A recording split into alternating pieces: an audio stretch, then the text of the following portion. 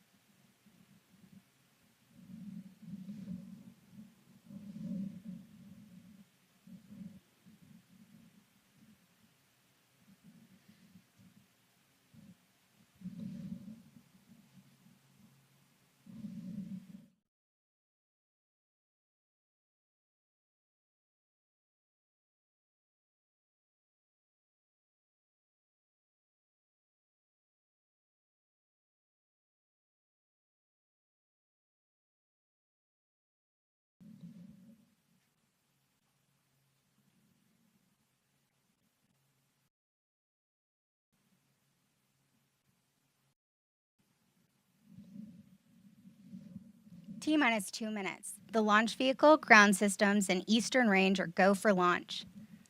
For those of you just joining us, I'm Andrea Lenhoff, your host for today's live coverage of ULA's second Vulcan rocket launch. At this time, the team is not working any issues, and we're proceeding towards an on-time liftoff at 6:30 a.m. Eastern.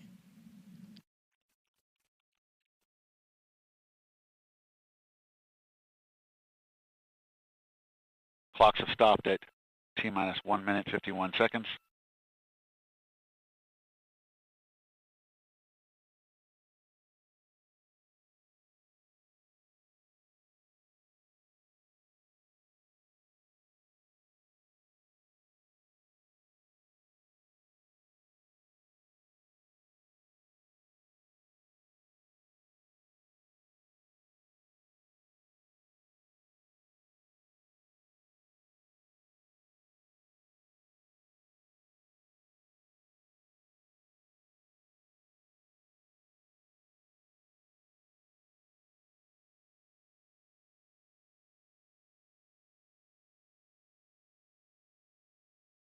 LC, this is flight control.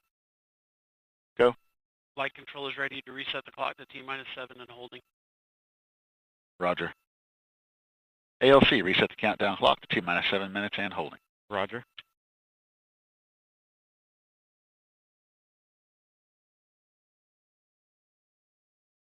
LC, Peony 2. Go, Penny 2. Centaur, LH2 and LO2 tank venting in progress. Roger. LC, Peony 1. Go. Vulcan tank pressures are stable. Roger.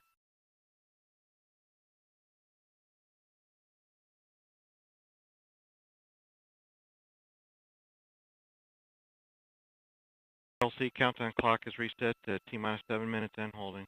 Roger. LC, this is flight control. Go. Step 50 SS VAPS and active SCS in pre-flight mode. Roger.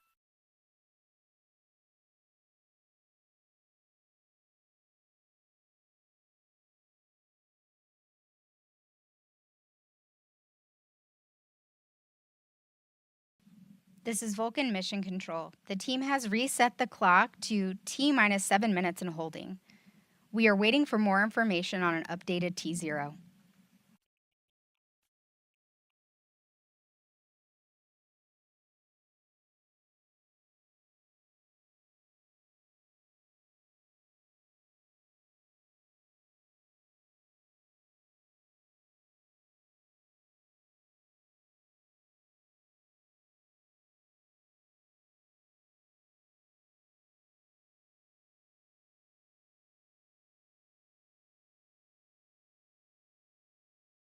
LC, Peony 2. Go. Centaur tank pressures are stable. Roger.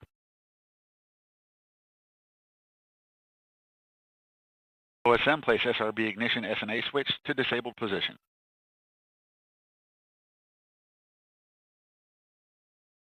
SRB ignition disabled.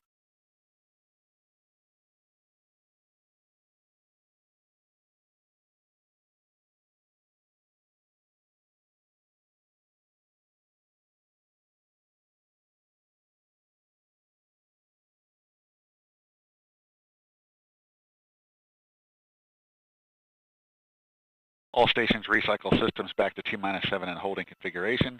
Hold occurred at T-1 minute 51 seconds. Report status at completion. Airborne electrical LC. Go ahead. Transfer transmitter battery external. Roger.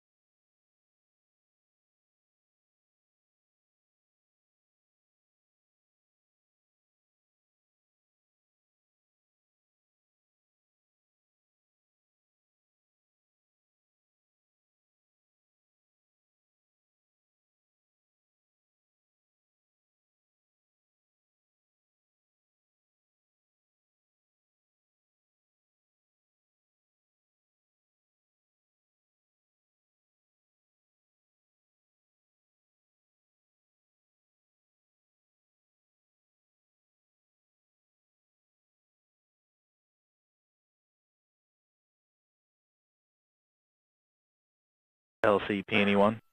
Go. First step 260, substep alpha PNE1, Vulcan pneumatics pressure stable. Roger. LCPNE2. Go. Step 260, substep Foxtrot, CEC active, Roger. and substep Golf, sensor pneumatic system stable. Roger. LC Prop 1. Go. First step 260, substep Delta and Echo, Vulcan propulsion and hydraulic system stable. Roger. LC ECS. Go. Step 260, substep Oscar, ECS set point stable. Roger. LCSYS. Go. Step 260, substep Mike, GC3 ready. Roger. LC Fuel 2. Go. First substep Juliet, Centaur LH2 continuing topping. Roger.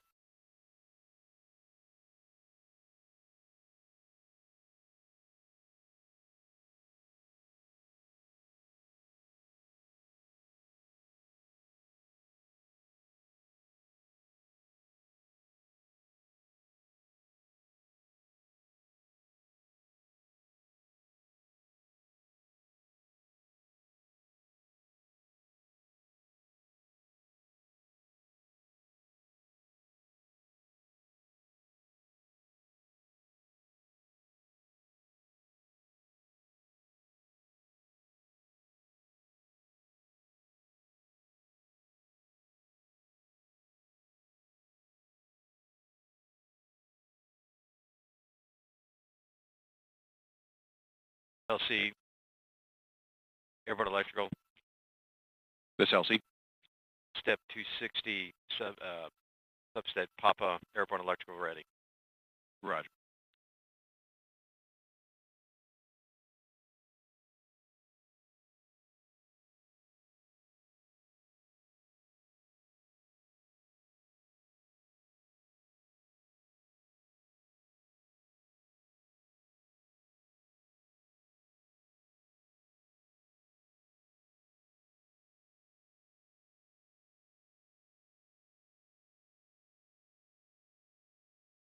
LC Lex 1. Go Lex 1. Vulcan LO2 continuing topping. Roger. LC, this flight control. Go flight control. Substep Lima, flight control ready. Roger.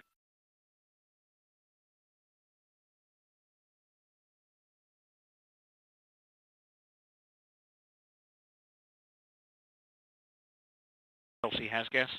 Go ahead, guys. For substep India, has gas ready. Roger.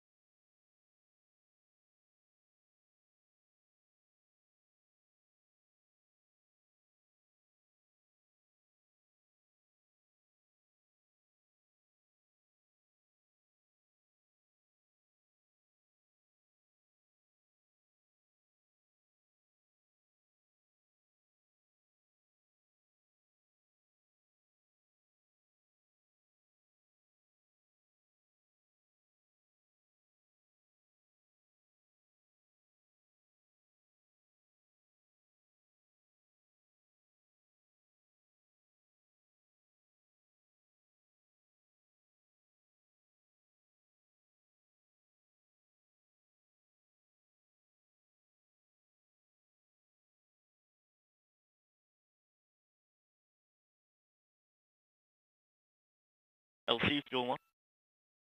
Go. Step 260, substep Charlie, Vulcan LNG, continuing topping. Roger.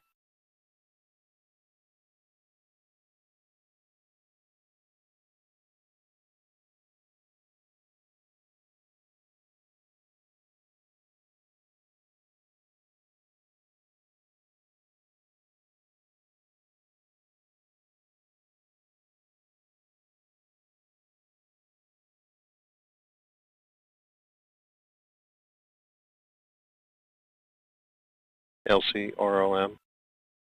Go. Op 100, step 260, substep November, complete. Roger.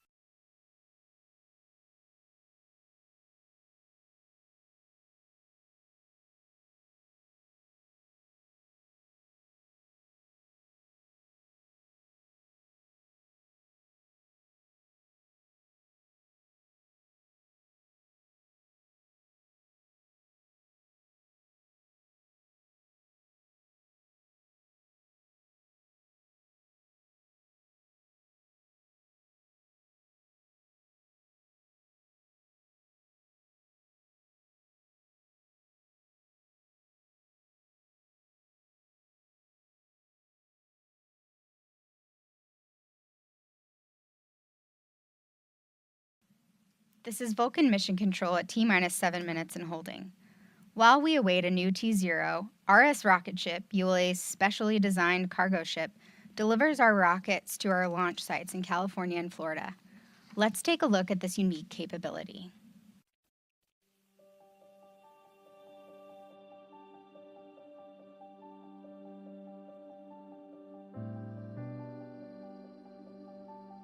Hi, I'm John, captain of ULA's rocket ship.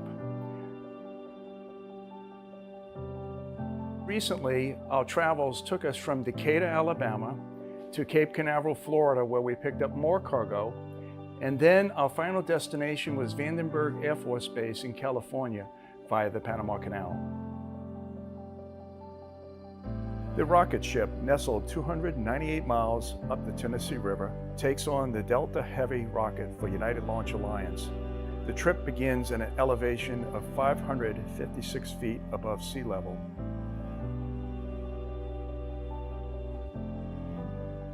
"23 miles below Decatur is Joe Wheeler Lock and Dam. It is our first of 4 locks operated by the Tennessee Valley Authority on the Tennessee River that allows a step-down staircase of 48 feet in level. Now into the Wilson Pool, we transited approximately 2 hours to enter the Wilson Lock Chamber, the highest single lift east of the Rockies. Once secured in Wilson Lock, we were now lowered a distance of approximately 90 feet. Exiting Wilson Lock and Dam is a narrow channel for 5 miles that leads us generally shallow water past Florence, Alabama. Now passing Florence, Alabama, the rocket ship transits a shallow region with a rocky bottom. The crew expects 5 more hours of transit to Pickwick Lock and Dam. This trip, the vessel anchored above Pickwick Lock for daylight transit-only requirements through the lock. This was due to higher than average water and fast current conditions. At morning twilight, the ship approaches Pickwick Lock. The vessel will be lowered approximately 48 feet, and the transit continues in a narrow stretch of the Tennessee River for 106 miles, commonly referred to as the Wiggles. After passing New Johnsonville, Tennessee, the vessel enters the region known as the Land of Lakes, commonly known to the crew to be more relaxed in a buoy channel leading to the Kentucky Lock and Dam. This elevation drop is approximately 43 feet. After locking and a transit of 21 miles, we leave the Tennessee River in our rearview mirror and join the Ohio River. The vessel now is located in Paducah, Kentucky at an elevation of 320 feet above sea level. The deck crew returns to normal sea watches since the portion of the trip will transit over the lock and dam at Olmsted by a buoy navigable channel. After 5 hours of transit on the Ohio River, the vessel turns southbound on the lower Mississippi River, approximately 14 hours away from Memphis, Tennessee, and approximately 2 days from Baton Rouge. Other major cities along the route are Greenville, Mississippi, Vicksburg, Mississippi, Natchez, Mississippi, and finally arriving at Baton Rouge, Louisiana. There we anchor for fuel replenishment. We now have accumulated 1,070 miles of river and dropped in sea level of a distance of 546 feet to nearly join sea level. Passing New Orleans by night is an impressive sight of lights from the water's edge to the tall office buildings to include the twin bridges known as the Crescent City Connection. The Federal pilot disembarks at the Southwest Pass Sea Buoy as the journey continues to Cape Canaveral. After crossing the Gulf of Mexico, traffic conditions are generally light. At Dry Tortugas, the southernmost point in the continental United States, the ship joins the Florida Straits and follows the Florida Keys to the Atlantic seaboard. The rocket ship finally arrives at Cape Canaveral, completing a sea voyage taking 3.5 days and approximately 8.5 days from Decatur, Alabama. Departing the dock, the journey to sea is a short 7 miles. The pilot disembarks and the transit continues for slightly more than 3 days. We begin approaching Gatun Lock with a complement of Panamanian linemen. Gatun, the first lock, has 3 chambers.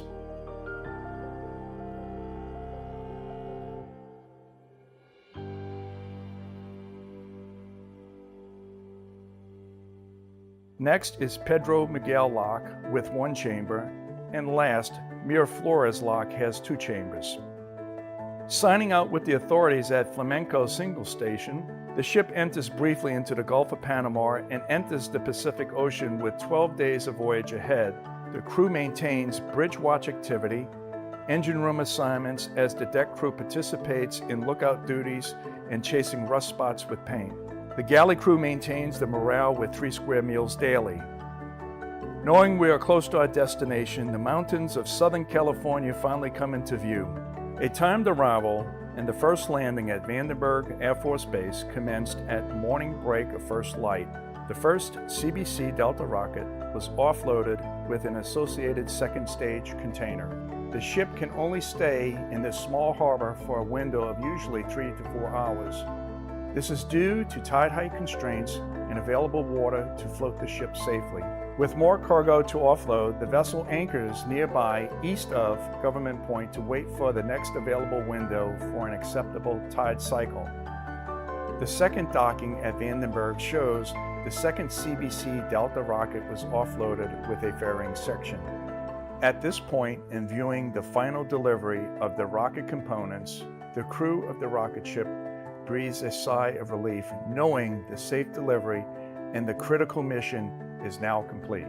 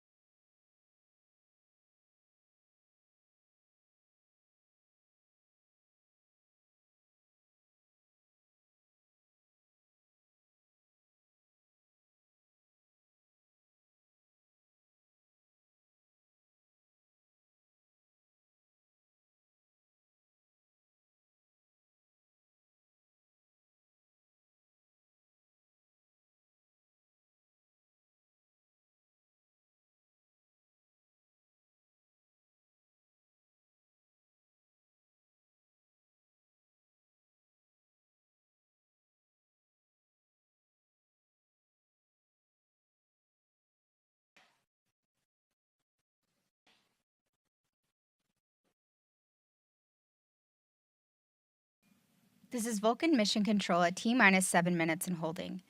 As we await a new T0, let's check back in with Arlena Moses to get another weather update. Thank you, Edra.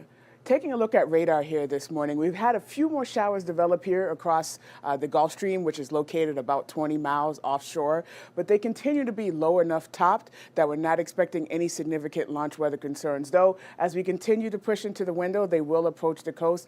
Generally, when we get within 10 nautical miles, which is that white circle that we look at, we have to see them get a little colder topped. A little taller tops, usually about in the 15, maybe 20,000 foot range. And right now, they're kind of below that, so not continuing to be a launch weather concern. So if we go to our forecast, still looking pretty similar for what we were seeing earlier this morning. Overall probability of violations, very low, 5%. Continuing with our breezy easterly winds with temperatures in the low 80s and no significant launch weather concerns. Back to you, Andrea.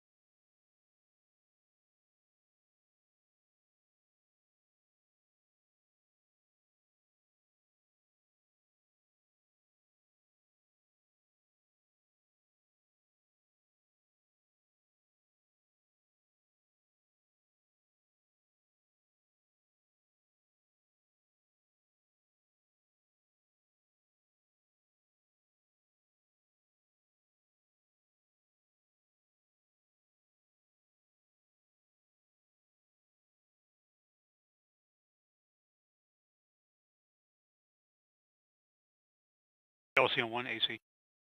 Go AC. I have a recommendation for you for R11 line item adjustment. Proceed.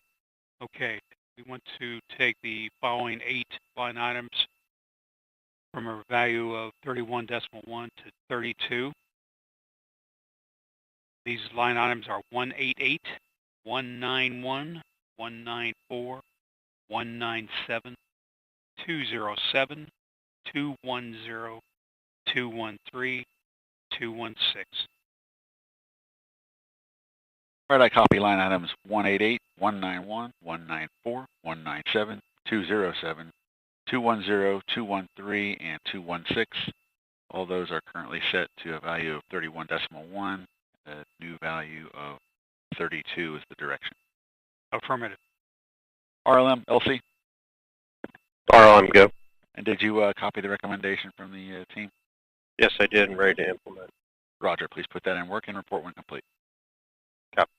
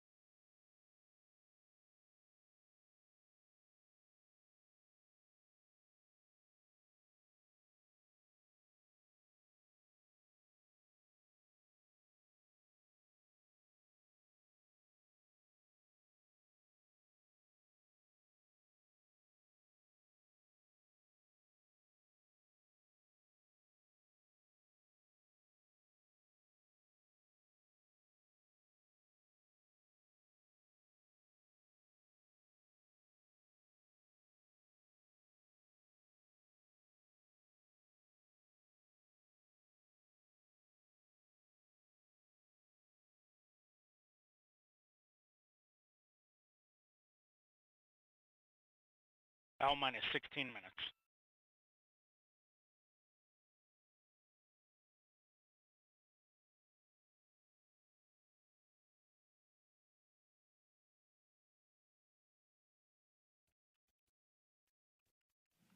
This is Vulcan Mission Control at T-minus 7 minutes and holding. As we move toward a target T0 of 7:25 a.m. Eastern for CERT 2, earlier this year we launched the inaugural flight of the Vulcan rocket. Let's take a look back on that spectacular flight.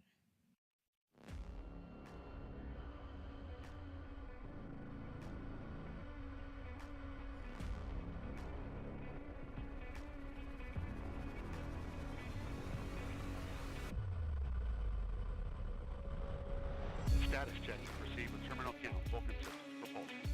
Go. Hydraulics. Go. Pneumatics. Go. LNG. Go. LO2. Go. Water. Go. Centaur systems, propulsion. Go. Pneumatics. Go. LO2. Go. LH2. Go. ASGAS. Go. Op safety manager. Go. ULA safety officer. Go. Vehicle systems command. Go. Anomaly chief. Go. Range coordinator. Clear to proceed. Launch director. You have permission to launch. We have ignition.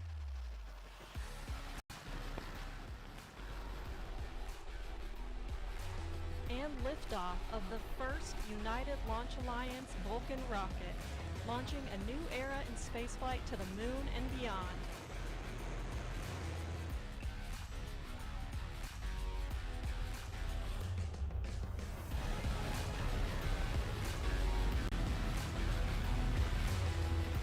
And the vehicle has cleared the tower.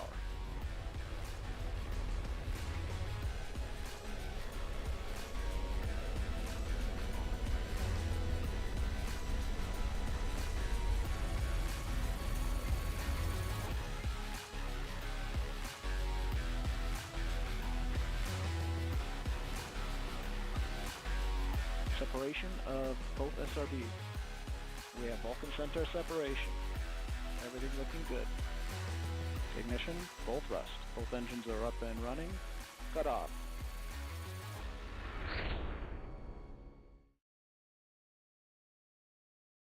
LC Prop 1. Go. G&G Snapper Purge cycle test complete. Roger.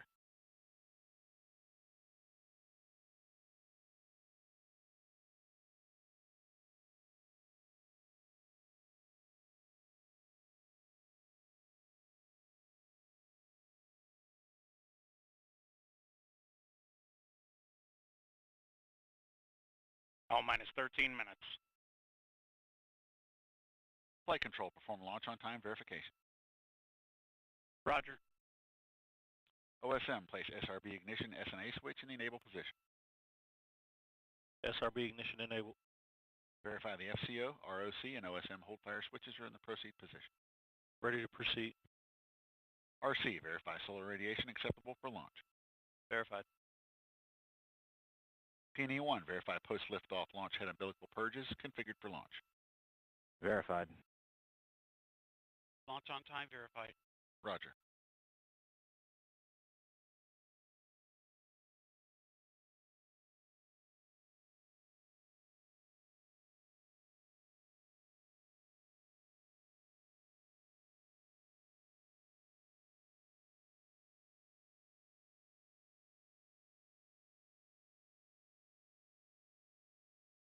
L minus 12 minutes.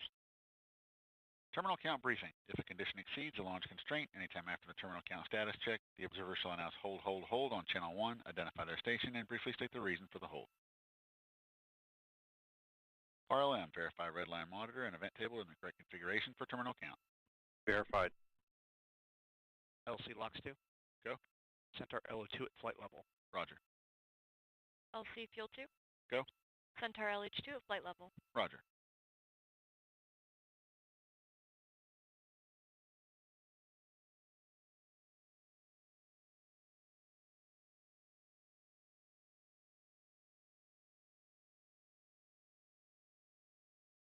LC switch is ready. All steps are complete prior to the status check.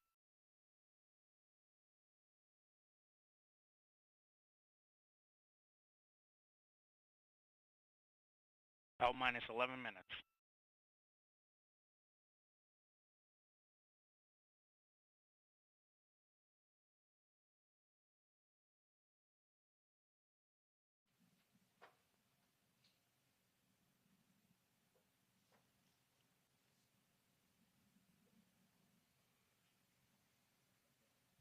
We remain in the hold as we continue towards liftoff.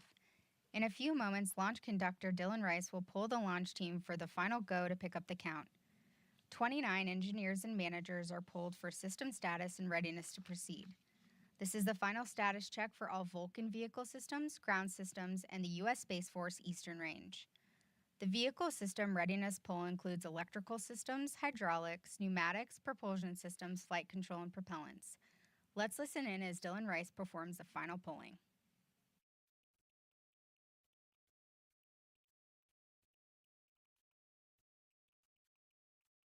Status check to proceed with terminal count, Vulcan systems, propulsion. Go. Hydraulics. Go. Pneumatics. Go. LNG. Go. LO2. Go. Water. Go. Centaur systems, propulsion. Go. Pneumatics. Go. LO2. Go. LH2. Go. Has gas. Go. Electrical systems, airborne. Go. Ground. Go. Facility. Go. RFFTS. Go. Flight control. Go. GCQ. Go. Op support. Go. COM. Go. Umbilicals. Go. ECS. Go. Redline monitor. Go. Quality. Go. Op safety manager. Go. ULA safety officer. Go. Vehicle system engineer. Go. Anomaly chief. Go. Range coordinator. Go. Launch director. You have permission to launch.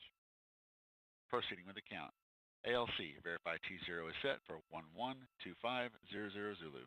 Verified. ABE, issue MRTU sync pulse. Roger. Secure transmitter battery heater and transfer battery internal. Polling is complete and the team is go for launch.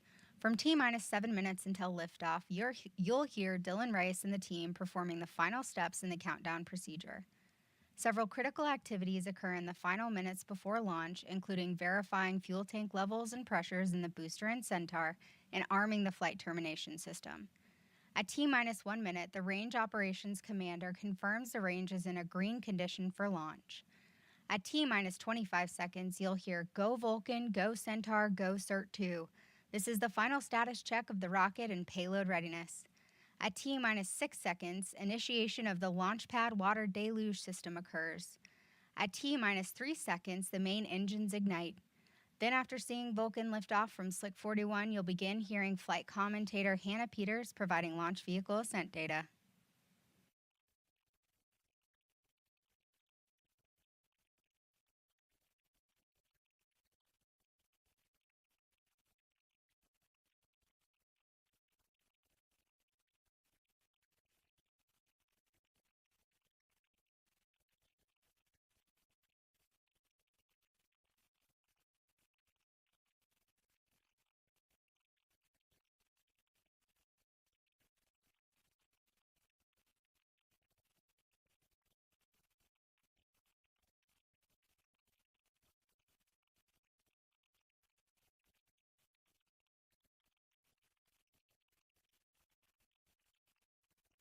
On my mark, the time will be T-minus 7 minutes and counting.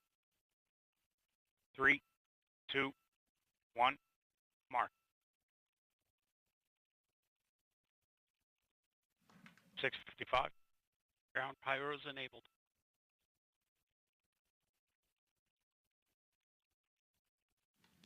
The countdown clock is resumed and we are go for launch at 7:25 a.m. Eastern.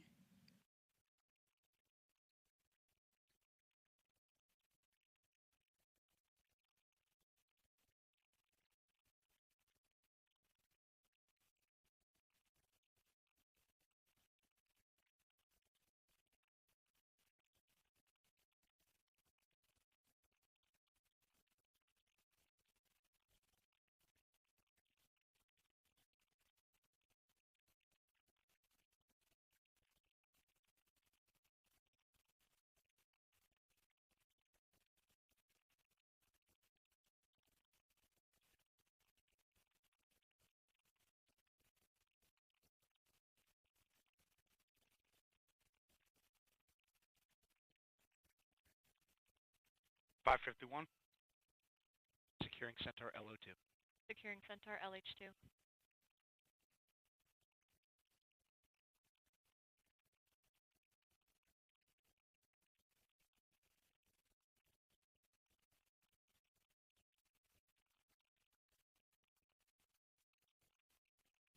This is Vulcan Mission Control at T-minus 5 minutes and 27 seconds. As a reminder, following liftoff, viewers watching in Florida may be able to see Vulcan in flight as it heads east.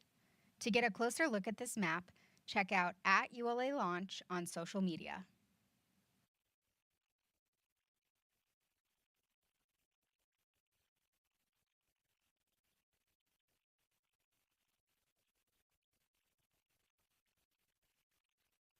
$459. Securing Vulcan LNG. Securing Vulcan LO2.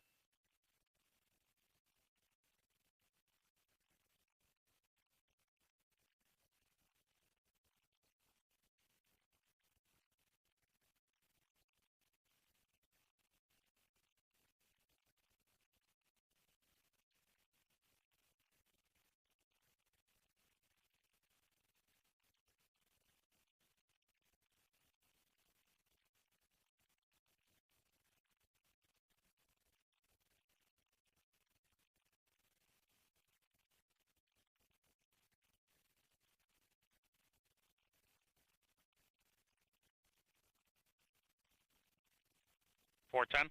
Foliage conditioning complete.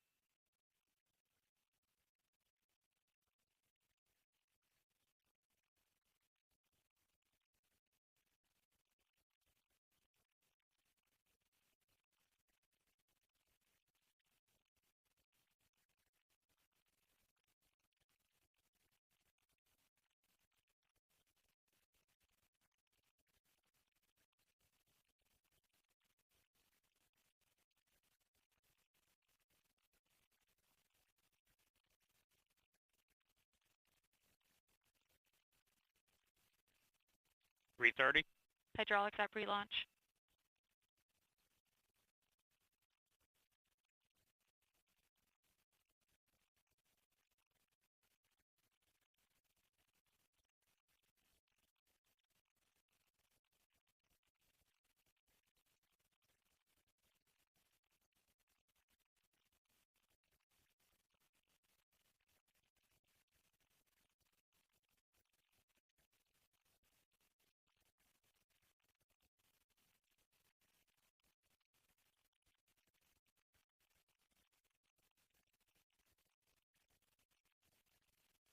$249.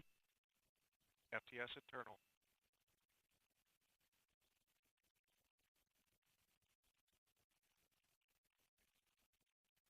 $238.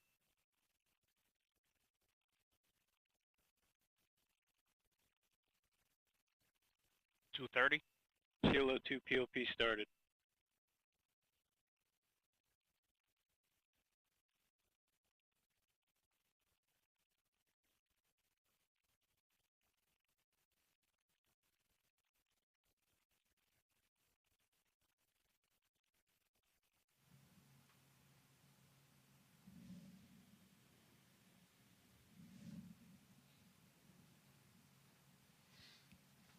T-minus 2 minutes. The launch 59. vehicle, ground systems, and eastern range are go for launch.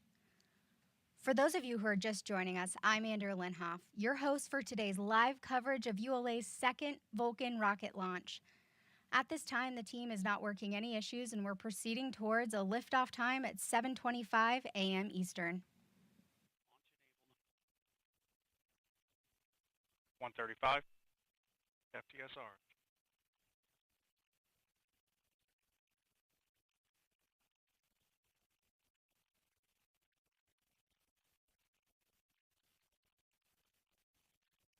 $120. SCS count started. $115. ECS, reduce ECS for launch. Roger.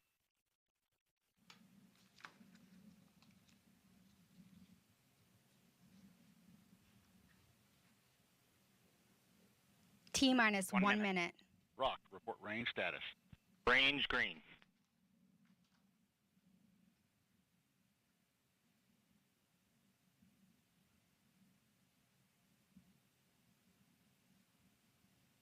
45. Vulcan tanks at step 3.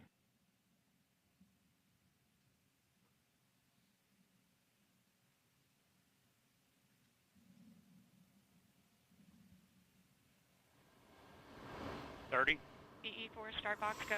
28. Verify ECS reduced for launch. Verified. Status check. Go Vulcan. Go Centaur. Go Cert 2. 15. T minus 10, 9, 8, 7, 6, 5, 4, 3. We have engine ignition. 1. And liftoff of the United Launch Alliance Vulcan rocket, carrying ULA's legacy of reliability, orbital accuracy, and high energy performance.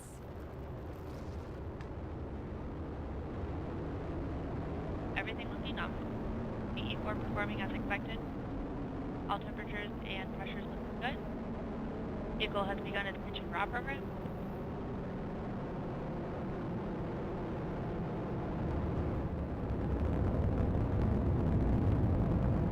We have 2 good BE4s. You are hearing Hannah Peters providing launch vehicle ascent data. And we've ended the pitch program. Vulcan's now at 1.5 or 0.5 Mach.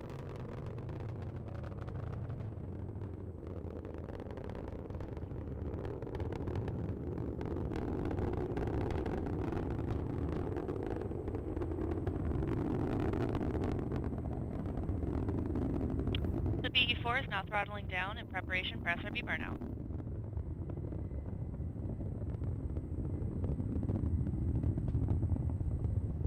And vehicle is past Mach 1, Vulcan is supersonic, and maximum dynamic pressure.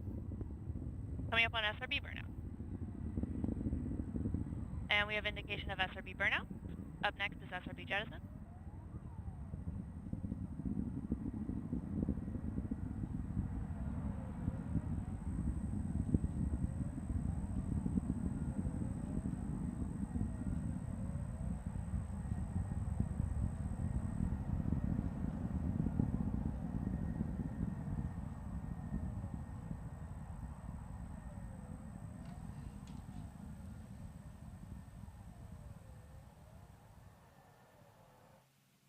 Body rates continue to look nominal, trending towards 0.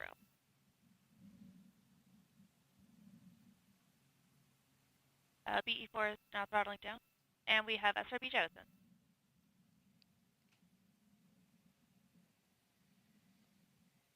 Vulcan is 19 miles in altitude. We just heard confirmation of solid rocket booster jettison. We have about 3 minutes until we reach our next mission event, booster engine cutoff.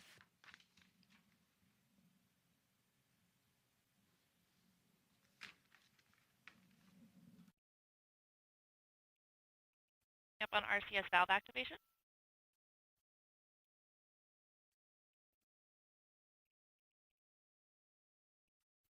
Body rates continue to look good.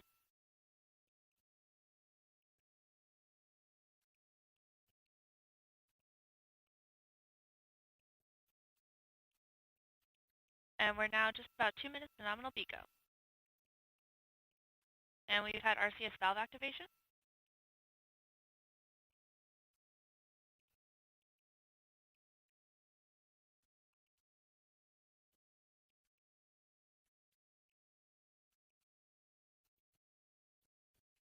Vehicle continues to look good. BE4s are performing as expected. Body rates are trending towards 0. And vehicles continuing down the range track, traveling currently at 4,600 miles per hour.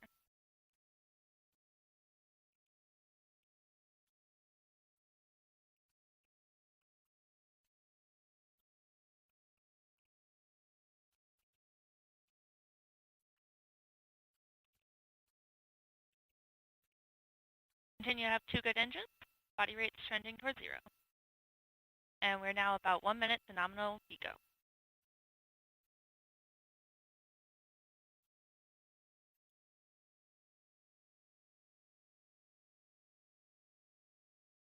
Vulcan is now 1/4 of its liftoff weight. And Vulcan is now passing the Kármán line.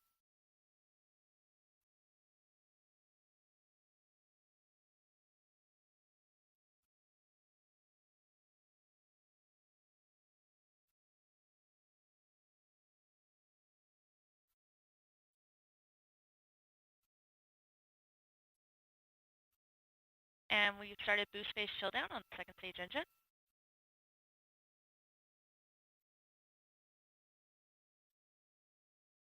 And the BE4s are throttling to maintain a constant acceleration.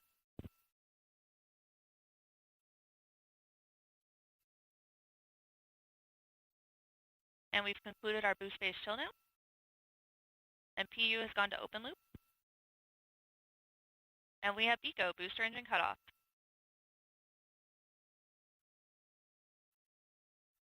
And we have Vulcan Centaur separation. And pre-start on LH2 and LO2.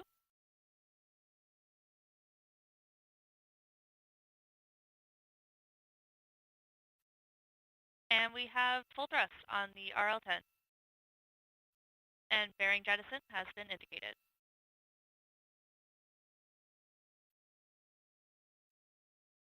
And we've begun thermal loop conditioning on the RCS. And fixed angles on Centaur PU.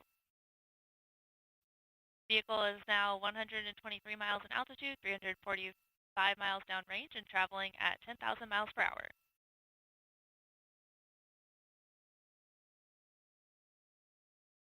And we're getting indications that booster performance was within expectations.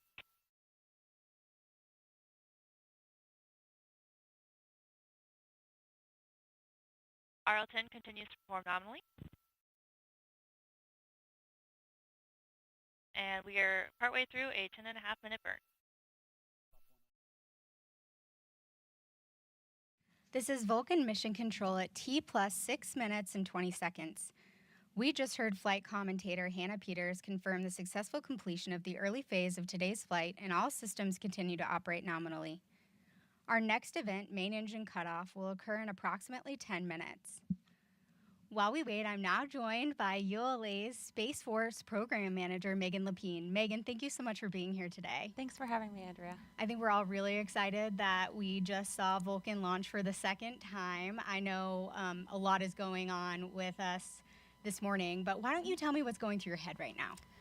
Sure. So I think it was a beautiful liftoff this morning. I think we're all really excited to see that.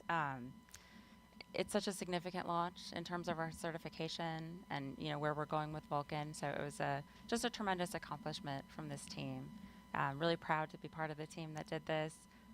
Not just the ULA team, but also our Space Force partners, our suppliers across the country. So many people put in so much hard work, so much effort, so much dedication into this, and it's an amazing thing to see this morning. You never think about it, but there's so many different parts that go into a successful, even just getting off the pad. Absolutely, launch. Yeah. So why don't you tell us a little bit about the countdown? Sure. So it was a fairly quiet count to begin with. The team did have to work through a couple of items kind of at the end, which is why we have a window that we worked into. So the team is very experienced. The launch ops team here, the engineering team in Denver, very experienced and really able to, they have a good understanding of the vehicle systems, the ground systems, and we're able to kind of disposition those items and move forward. And we worked a little bit into that window and then got a nice sunrise launch. So it was really beautiful. I didn't hate seeing the sunrise. No. Not at all. That was nice. So we've talked a lot during the broadcast about how this is really important for certification, this launch today, and our government customers. Why don't you tell us a little bit about that? Sure. Actually, before the launch today, we had a chance to talk to our colleague, Greg Novi. He put together a little description of how we get new launch vehicles certified for national security space. So why don't we take a look at that, and then we'll talk some more. Great. Let's take a look. In 2011, the Air Force, the NRO, and NASA got together and created a guide for new entrants to be able to come into our marketplace and launch national security missions. Even though Atlas and Delta have flown successfully, the Vulcan vehicle, which took the best of the best from both sides, is substantially different enough that it requires us to go through this certification process to be able to fly national security missions. ULA's certification plan is categorized as a Category 3 alternate 4, which requires 2 certification flights and customer insight into our processes and analysis as we go forward. The process involves kind of 3 phases: the assessment phase, the evaluation phase, and the certification phase. We're currently in the certification phase right now. We've completed over 5,000 verification records, or verifications that show how we are designed, how we are analyzed, and really backed up by test reports and through all the non-recurring development and qualification effort that has taken place over the last few years. In addition to that, we've completed over 150 component level tests and over 27 system level tests, huge tests that take a look at the complete element and put it through its rigors to be able to show it's good for flight. An example of qualification, at the component level is the valves, where we are qualifying them to new vibration, dynamics, those kind of tests at the component level, where our systems testing is more at the element level, the booster, the Centaur 5, the payload accommodations, where we're going through structural qual and frequency ID testing, acoustic testing, to really show the durability of those vehicles and those elements.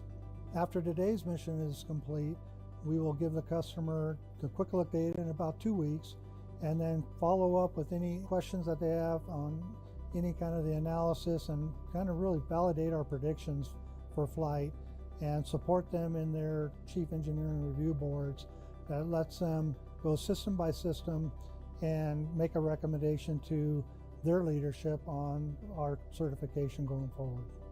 One of the key items for success of getting through our certification plan is the working relationship we have with the customer. We meet with them on a weekly, daily basis as required. We're shoulder to shoulder with them in the factory, with our suppliers, in our design rooms, and it's really helped be able to get the message across. We're in this together. I'm really looking forward to the certification process being complete. Here with this cert flight, we're going to get the data to the customer, help them wrap up any loose items they have, and be in a great position to fly national security missions going forward. That was a great video. So following up a little bit about what Greg is saying, why don't you tell us a little bit about how ULA has been working with the Space Force to certify Vulcan? Sure. So as Greg mentioned, we've been working shoulder to shoulder throughout the entire design, development, test, build, and now operations for Vulcan with the Space Force. So they've been our partner throughout that process, and we continue to provide information, share data. And then with this flight, once we complete the mission today, we will provide them that data and then continue to support their certification efforts. Great, that's very exciting. So, you work with the Space Force pretty regularly, obviously. Yes. But what's next for the Space Force and ULA, and how is Vulcan a difference maker for the Space Force? Sure. So once we get certification completed, that will allow us to be able to launch the national security space missions that we have on contract. So we have some, that we're getting close to being ready to launch, and we're really excited to focus on those and the mission success for those missions. And Vulcan generally was designed to meet the entire range of the national security space requirements. So it has the Centaur 5 upper stage. It's the highest performing stage in the world. And that's really a difference maker in terms of being able to meet those most critical orbit requirements, the most stringent accuracy requirements, the most challenging orbits, delivering the spacecraft to where they need to be when they need to be there. And that's important as we continue to partner with our customer as their requirements evolve. We'll evolve and be able to deliver the capabilities they need. And we're looking forward to building that partnership and continuing it. Great. I'm super excited for the future with Vulcan and the Space Force. Me too. Thank you so much for joining us, Megan. Thanks, I'll let Andrea. you get back to console. All right. Thank you so much. Thanks.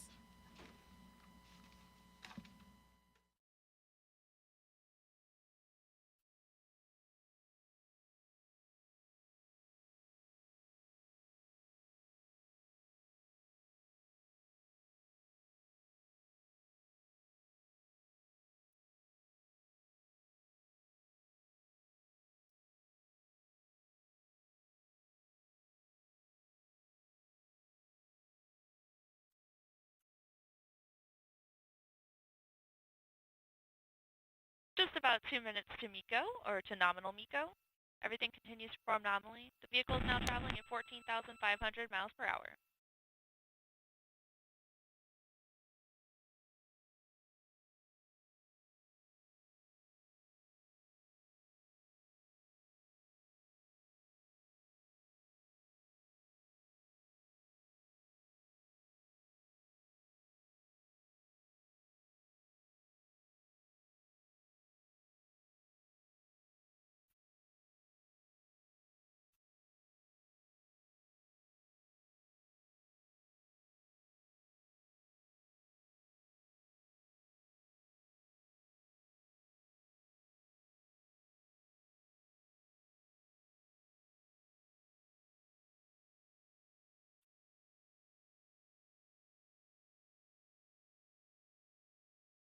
And we're now approaching approximately 1 minute to nominal MECO.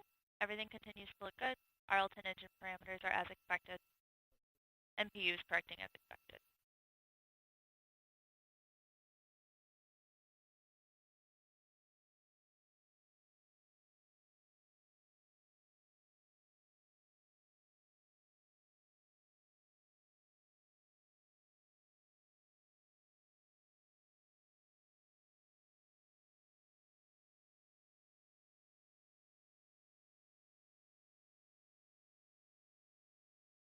And PU has come off its lock stop. This is Vulcan Mission Control at T plus 15 minutes and 35 seconds. We're approaching the first main engine cutoff. Let's listen in. Car is now orbital.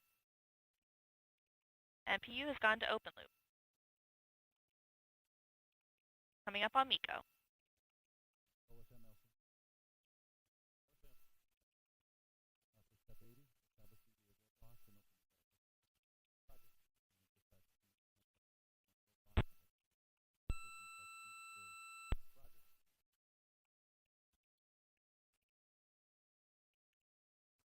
And we have MECO, main engine cutoff 1.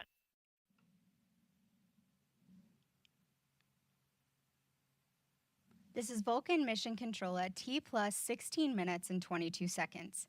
We just heard flight commentator Hannah Peters confirm the successful cutoff of the main engine and all systems continue to operate nominally. Our next mission event, main engine start, will occur in about 15 minutes. While we wait, let's hear more about the Vulcan rocket from Mark Peller, ULA's Senior Vice President of Vulcan Development and Advanced Programs.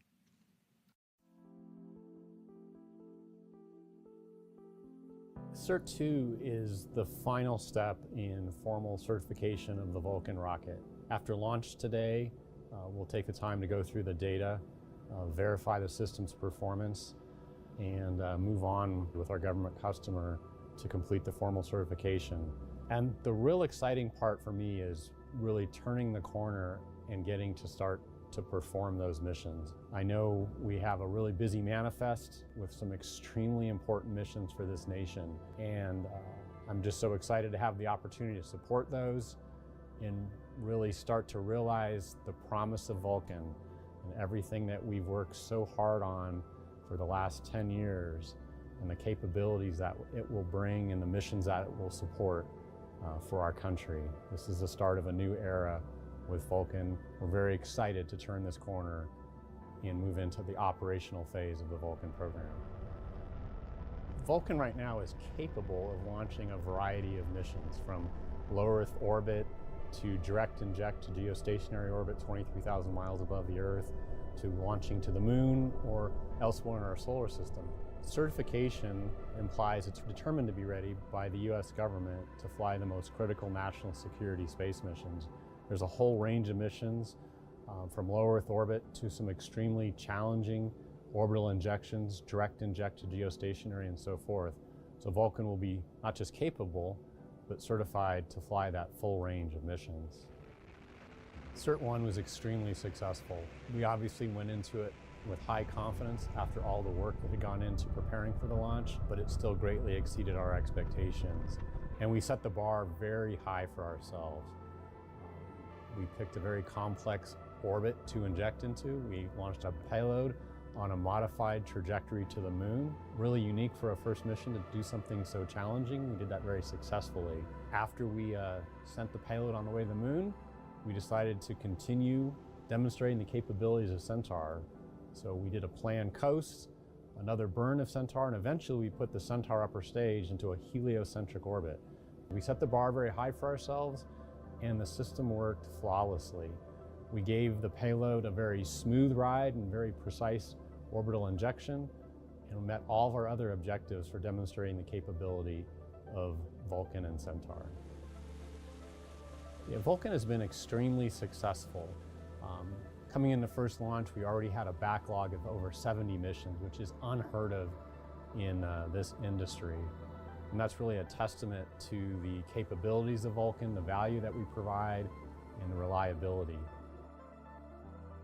Versatility, value, and reliability, those are what really distinguish Vulcan. Versatility in that Vulcan and how we can adjust the basic configuration can fly without compromise to a variety of orbits, from more straightforward injections to low Earth orbit to more complex injections, direct inject, to orbits like geostationary, to the moon and beyond. And that is unique in this business, and it can do it across all of those orbital regimes, providing great value for the customer. And of course, Vulcan brings forward from our Atlas and Delta experience the reliability and precision in terms of orbital accuracy that our customers across all those markets have enjoyed for years.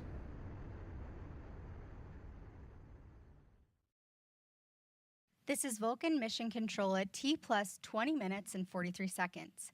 Our next mission event, main engine start, occurs in about 10 minutes. We'll take a brief break in live commentary while we wait for that event.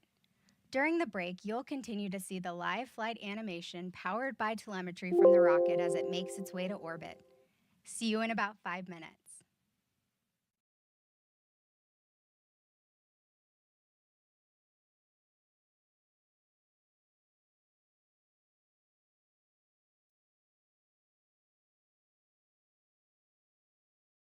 And we've now secured power on our GPS transmitter and receiver.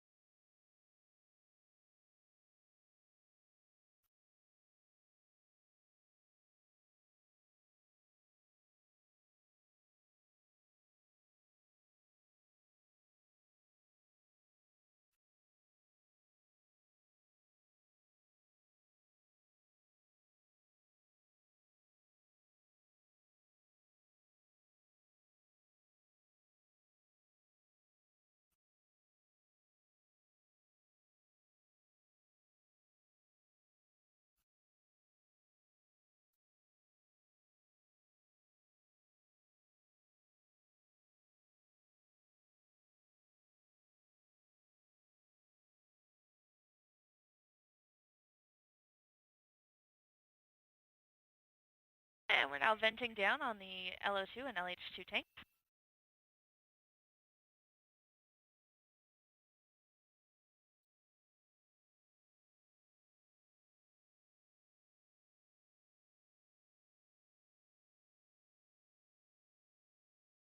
Vehicle continues to perform nominally in its PTC role. RCS firing as expected.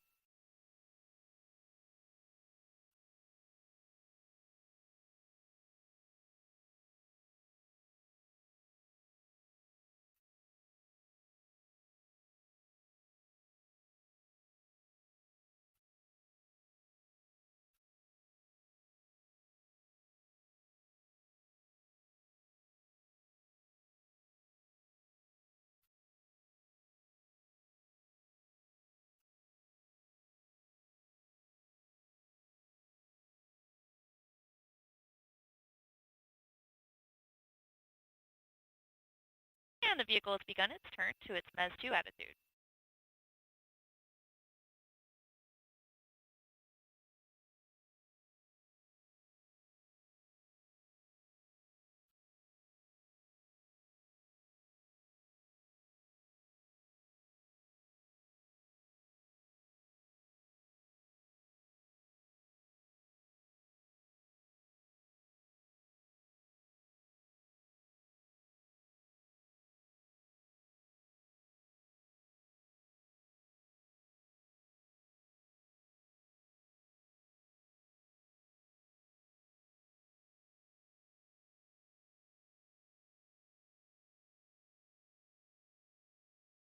And Centaur has now begun to despin from its PTC roll in preparation for MES 2.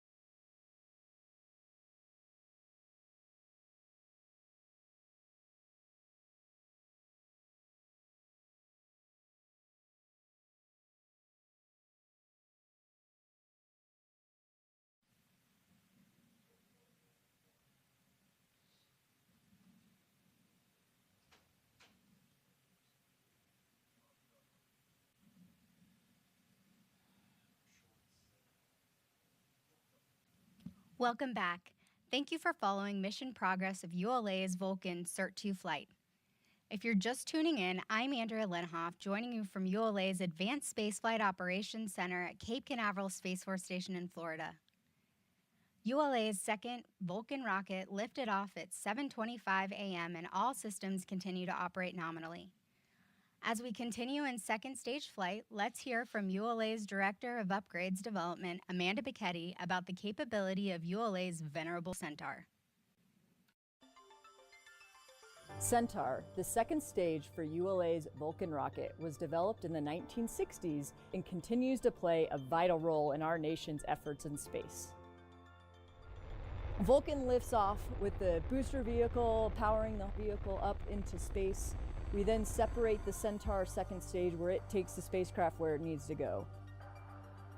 Second stage of flight is so incredibly critical as that is the stage that takes the spacecraft to its final orbit and ensures that it is exactly where it wants to be in the orientation that it wants to be. Centaur is the most efficient stage that exists. That is what sets it apart in the industry. And it's largely based around two key design features.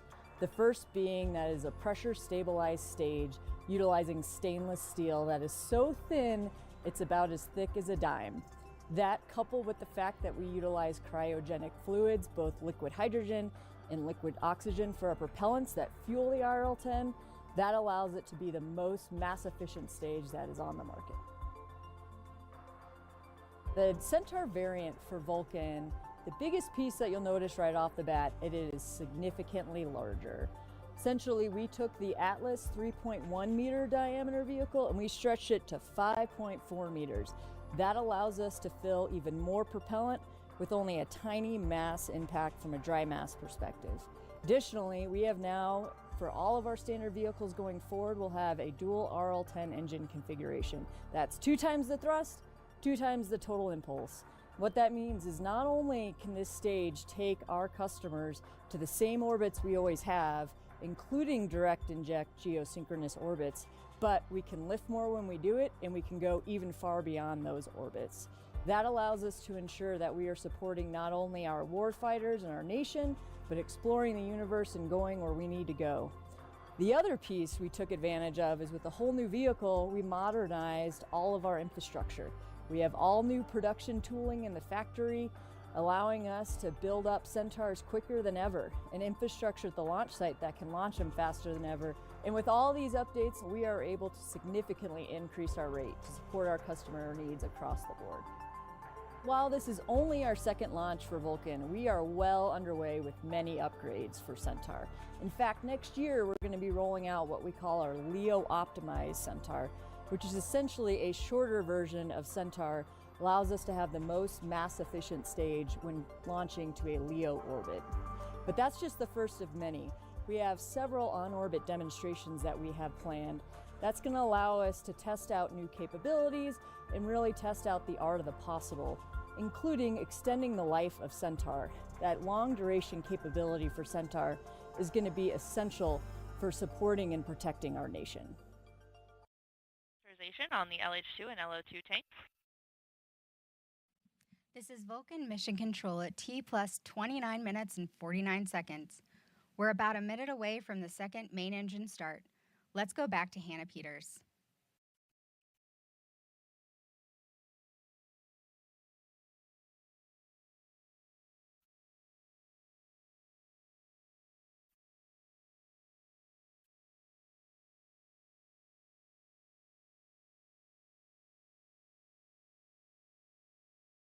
And we have pre-start on LH2.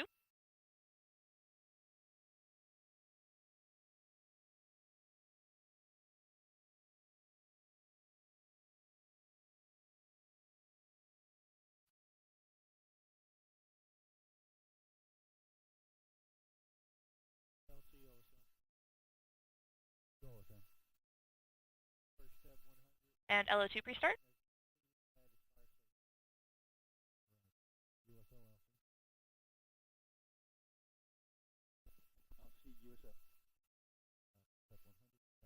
Coming up on main engine start 2.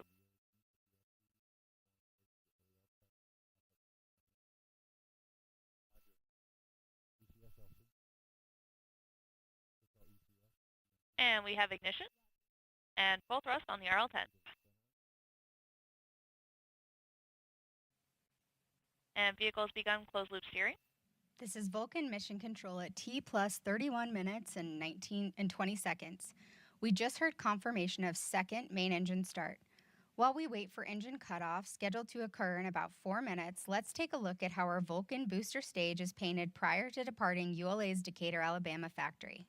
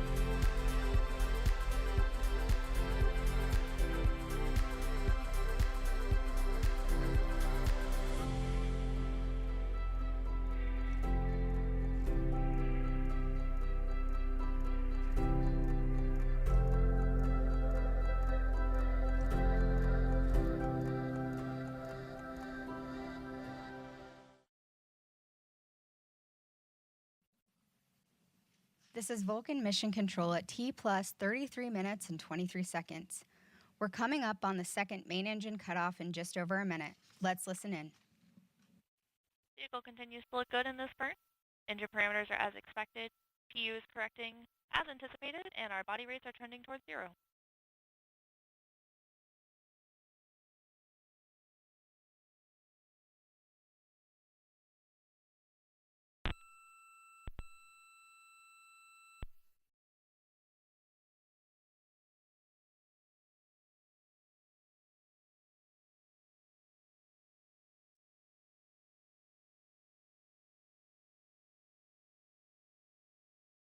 Approximately 1 minute to MECO.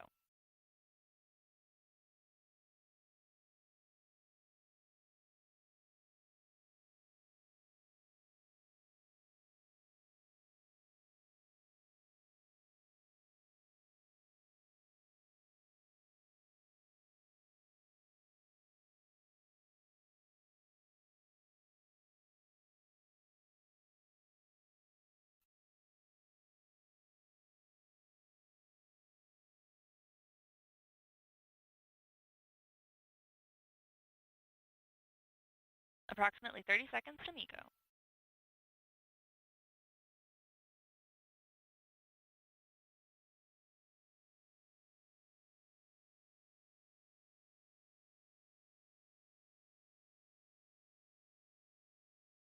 And we have MECO, main engine cut off too.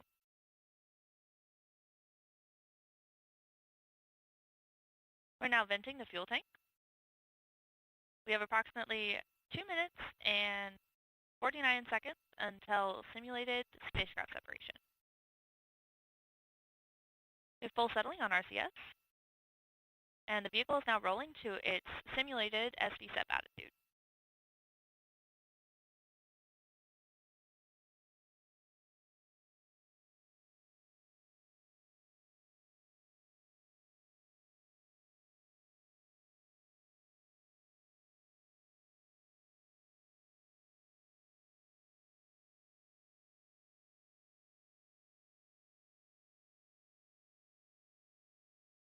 And RCS is now doing 50% settling and thruster warming.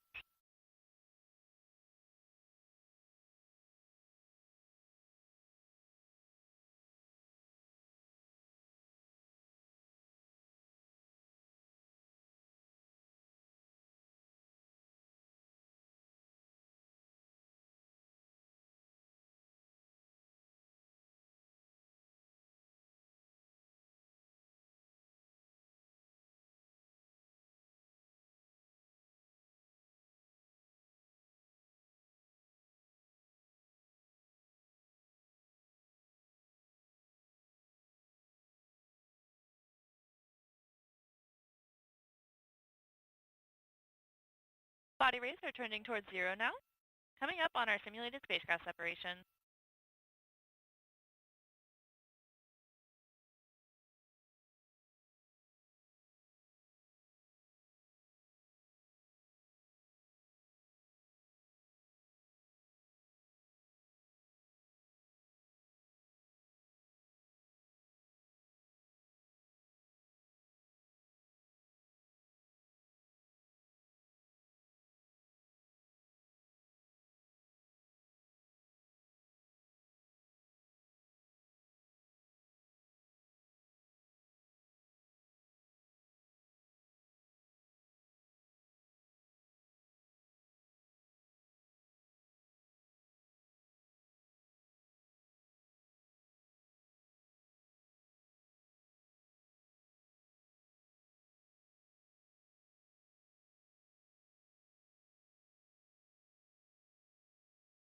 Vehicle is now rolling, and we are depressurizing the LH2 tank.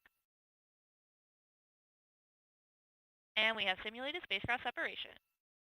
We now have an approximately 28-minute coast until the third burn.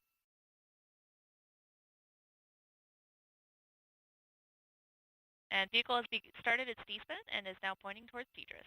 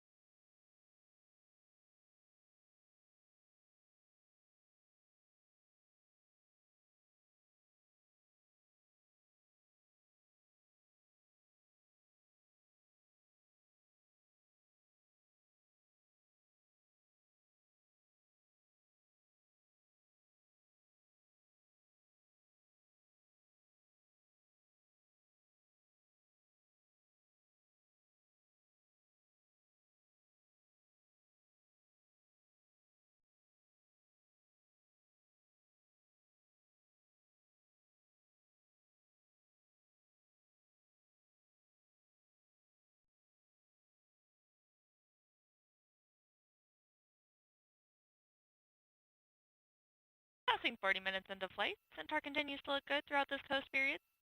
All parameters are looking nominal. RCS is performing its periodic firing, and our body rates are trending towards 0.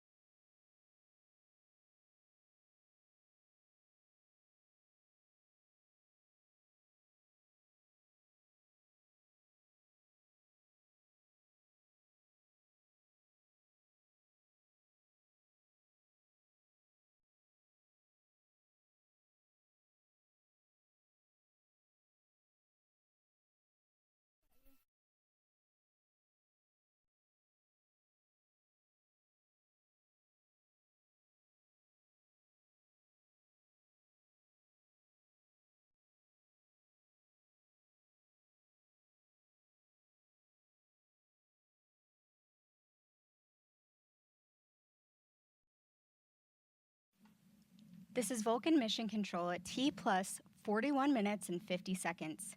We just heard flight commentator Hannah Peters confirm the successful completion of the beginning of today's flight. This completes today's mission coverage. I am now joined by ULA's CEO and President, Tori Bruno. Tori, thank you so much for being here with me today. My pleasure. I've worked on this program for a really long time. I am very excited to see the beautiful launch. I feel like we waited for the perfect moment to lift off. So I just want to say congratulations. It's just an incredible day. Well, thank you, and you too. Thank you. And thank you so much for being here. It's my understanding you want to tell us a little bit about today's flight. Yeah, so the trajectory was nominal throughout. We came to our first insertion on the orbit that we intended, so all of that is good. We did, however, have an observation on SRB number 1, and so we will be off looking into that after the mission is complete. Other than that, the flight was nominal. And you know, that's the great thing about these certification flights is it allows us to get more information as we get into our regular launch cadence, but you know, just a testament to Centaur and Booster on how beautiful that launch was so far. It was a gorgeous liftoff, absolutely. Great. So as we continue on with this launch, after the launch, we'll go through, look at the data and just make sure that we're certified for, you know, national security space missions. Why don't you tell us a little bit about what that certification means for ULA and the launch industry as a whole? Yeah, certainly. Well, for ULA, we designed this rocket for the national security mission space. In completing the second certification flight successfully, allows us to begin those missions that are urgent and important to the country. What it means overall for the industry is that we've introduced a new launch vehicle and a vehicle that is capable of launching at a pretty high tempo, and so we have broadened the entire country's capability for lift, and you will begin to see that launch tempo really tick up, especially next year. I'm really looking forward to that. Who doesn't like a rocket launch? Well, no one as far as I know. I know, those people would be crazy. So I do want to say how hard it's been the past couple of years. Everybody has worked to get to this moment. I mean, this is kind of a pinnacle for us in terms of overall Vulcan development. Do you have anything to say to all of the folks that have worked on Vulcan over the years? Absolutely. I just want to express my appreciation.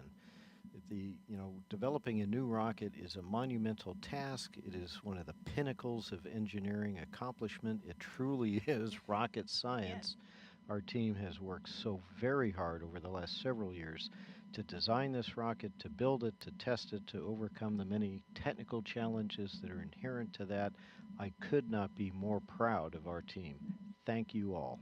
Thank you, seriously. This has been just so incredible to be a part of this team, and I don't think that there's anything I've been as proud of, besides my children, of course, to this moment. So now that we've launched, hopefully we'll get certification under our belts here shortly. What's next for Vulcan? Well, we have a pair of national security missions in the pipeline. So we'll do those, and then we'll roll into next year with a whole number of flights. Great. It's going to be an exciting year next year for sure. Yes, it will. Well, Tori, I know you have to get back, but thank you so much for joining us today. I am very excited about today's launch, and I always appreciate your time. Oh, you bet. Thank you. You're Thank you doing so a great much. job today. Thank you so much. All right. Thank Bye-bye. you. Bye-bye.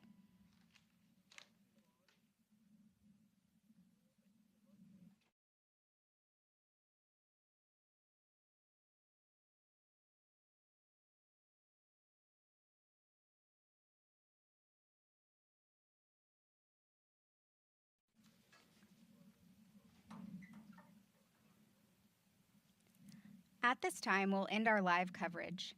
For more information about the Vulcan rocket, please visit ulalaunch.com. I'm Andrea Lenhoff. Thank you for joining us on this exciting day. Before we sign off, let's take another look at the Vulcan rocket lifting off the pad. T-minus 10, 9, 8, 7, 6, 5, 4, 3. We have engine ignition. 1. And liftoff of the United Launch Alliance Vulcan rocket, carrying ULA's legacy of reliability, orbital accuracy, and high energy performance.